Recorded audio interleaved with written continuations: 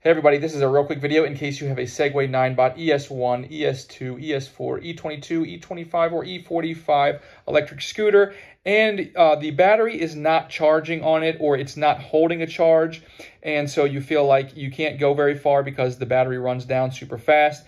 One of the things that you can do on this scooter is you can actually add, instead of replacing the internal battery, you can actually add an external battery to this scooter really easily, and it will give you more battery life and everything like that, longer range, and you can just order them really easily off of Amazon with free shipping. I'll go ahead and put a link in the description, but they're easy to install in 3 easy steps I'm going to show you right now.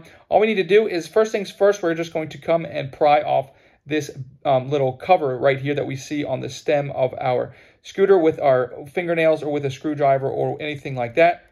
And from there, we're just going to remove these 2 screws. You'll need an Allen wrench to remove those two Allen wrench screws in there to pull that whole thing off. And you'll end up with something that looks like this.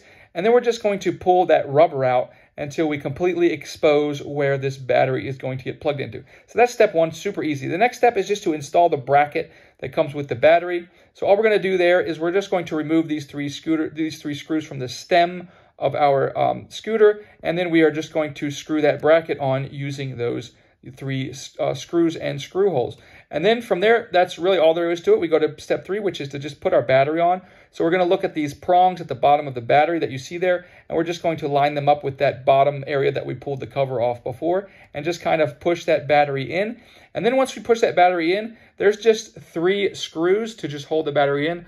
1 on the top part of the housing, 1 on the bottom part of the housing, and 1 on the very bottom of the housing.